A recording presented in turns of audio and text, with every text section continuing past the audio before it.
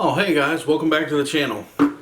Today we are going to discuss extending irons, making your irons a little longer, specifically today wedges. I've been taking lessons, and my teaching pro Melissa, who you'll meet in the next couple episodes, thought that I would benefit from having my wedges a little bit longer than they are now. So today we're going to walk you through that process. So stick around.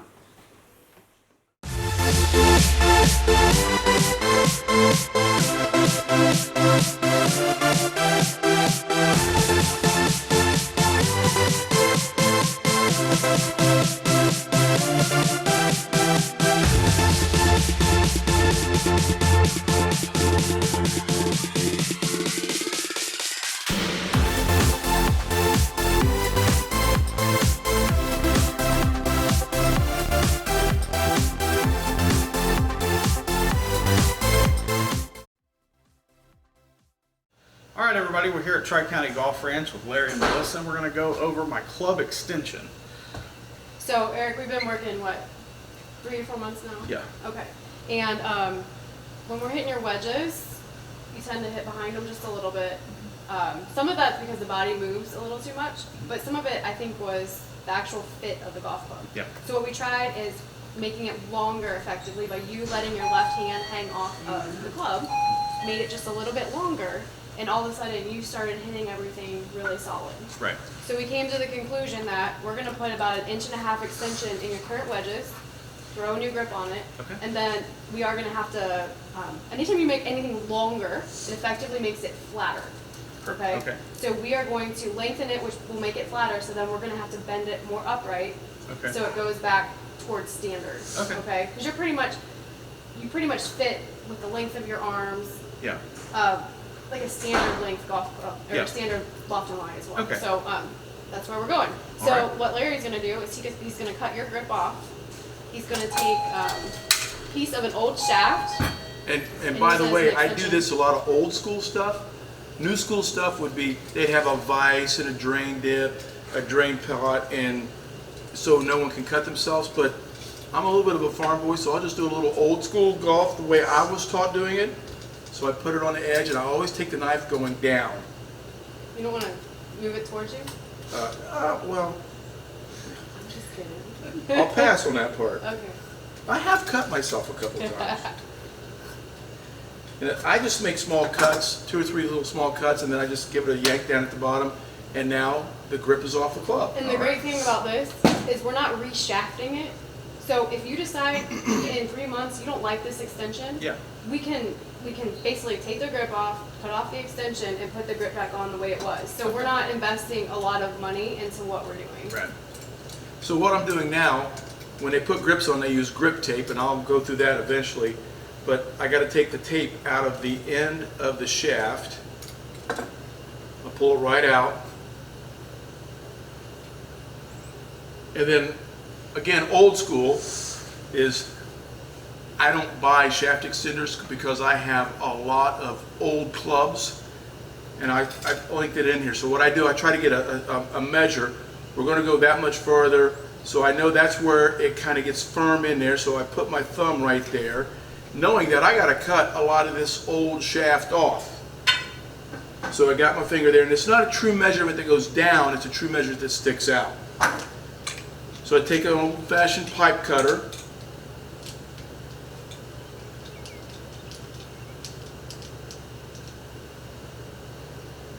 Most people would have this in a vise right now. most people would have it in a vise, Larry but calls his left hand his vise. I just take it off, and a couple more turns, it'll be off. And there we go. Bingo. So now, wasted piece, we don't need that no more. Then when I slide this down in there, bingo, where it is. So then what I'm going to do, I'm going to measure 1.5 inches. Oh, I need a ruler there.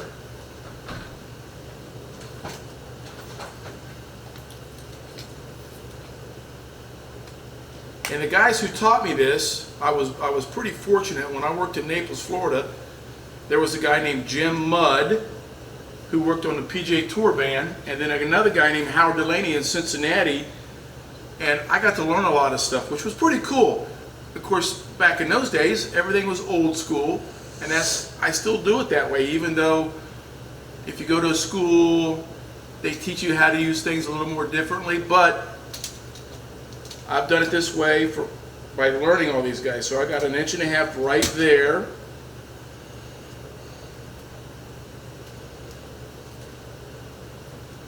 And I'm going to take it out. I got my mark right there. Got a little mark. Get that piece of tape out of the way. And guess what? I get to use the pipe cutter again.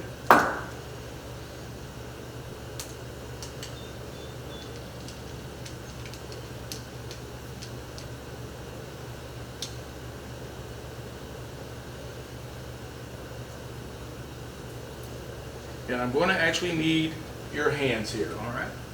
Because the shaft is so short now, it's hard to grab a hold of.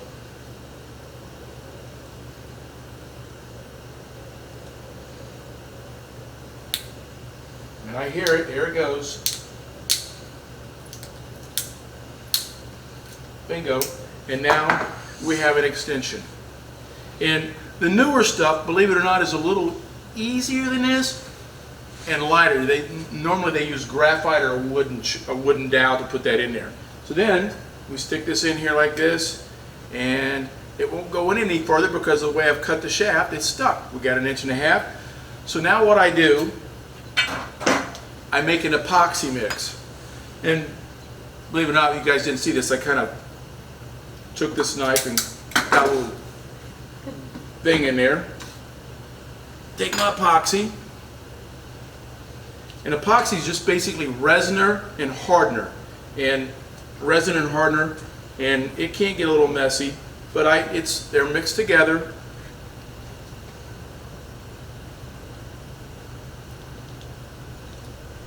And I don't need much. It can get kind of messy sometimes. Then, believe it or not, I use a little bit of sand. And I put the sand in there just a little bit because it's metal on metal. You need a little grit. You don't need a lot of sand. Simple, a T. And you mix it up. And this epoxy that we have, it actually will harden in probably about 2 hours, pretty quick. They have stuff that's faster. They have stuff it'll set in 1/2 hour. But this is what we use because we got it free. And then I take it, I smear some on the inside a little bit. Let me make sure I got the right end that's going to go down in there. Yep. So I'm just going to roll the end of the shaft in the epoxy sand mix. Shove it down. Oh, there we go. And let me see the ruler, make sure we got about 1.5 inches there. And bingo, 1.5 inches. Now can I have a little piece of paper towel? I'm going to wipe some of this extra epoxy off on the outside.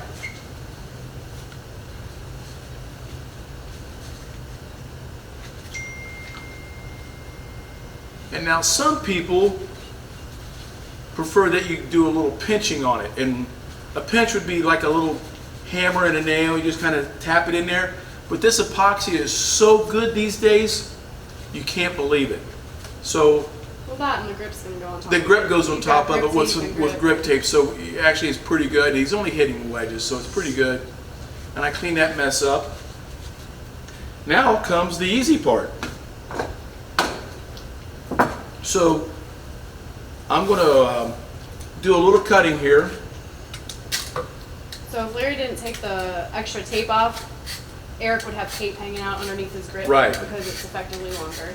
So I'm going to do a little cleanup cut, a little cleanup of the tape here a little bit. And some people like that you should take all the tape off.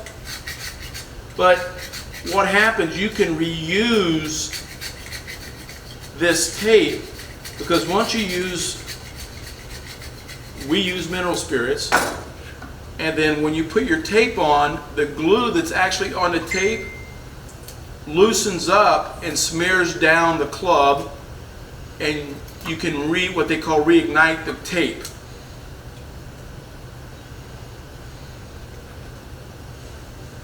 So I'll just take a little piece like here, and what I do here, I keep about an inch off the top of the butt of the shaft and lay it down. And it's two-sided tape.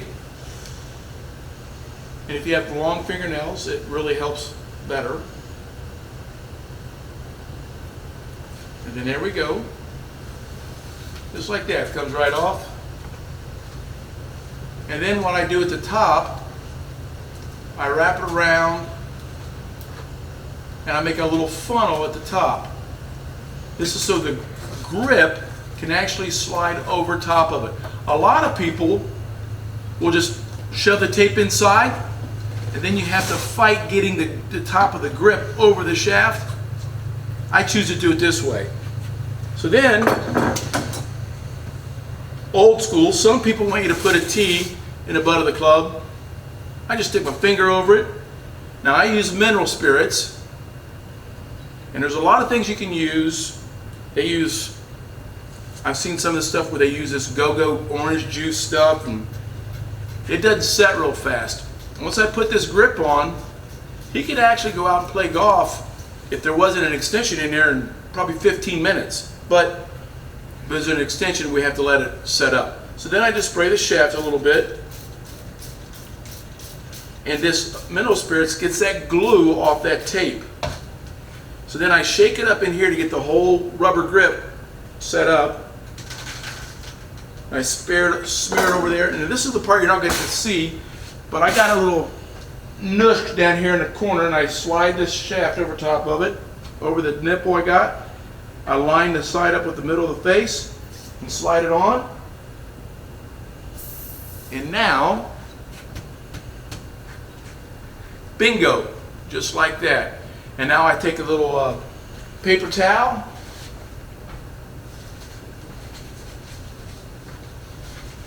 clean up some of the rest of the resin that came off the tape.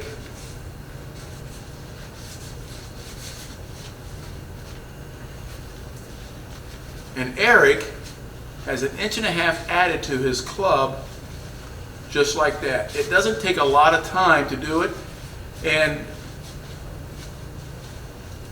because I've done so much of it, I was very lucky to work with some of the great guys who've done this before. And one is because I was extremely nosy more than anything else, and I needed a little extra money. But Howard Delaney was basically McGregor Golf. He did a lot of stuff with Nicholas, but he also did things for Andy Beam and Tom Kite and Ben Crenshaw and all these guys. And I was very lucky to watch them come in and do the things he did.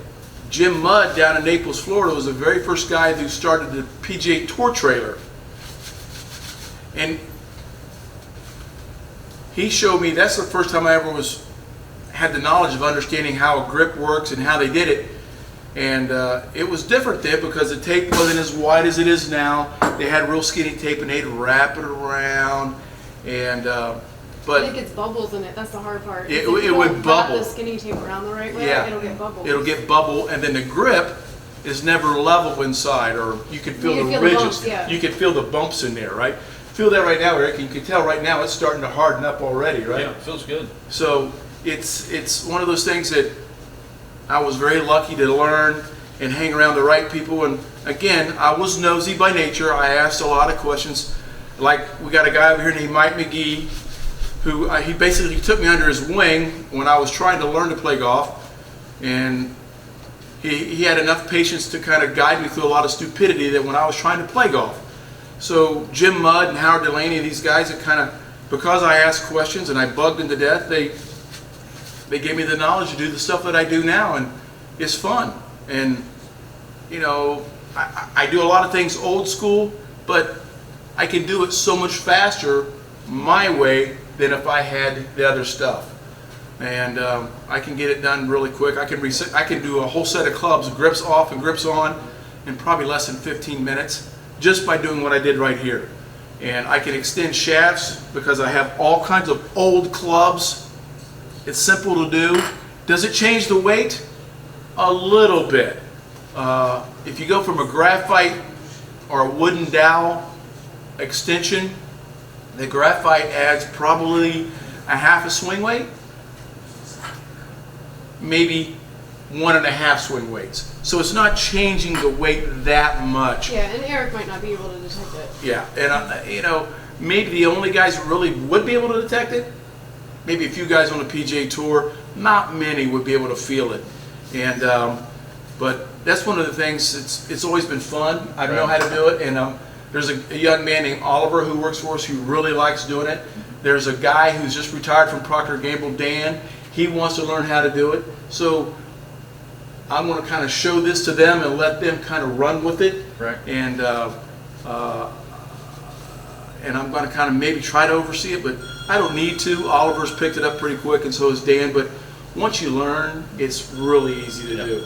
So Eric, there you go. Well, thank you, sir, and stick around. As soon as this dries, I'll show you some shots. Wonderful. Thanks, guys. Hi guys, I'm back today with my wedges that are all fixed and should be dry and set. So I'm going to hit a few wedge shots for you here and show you how it goes.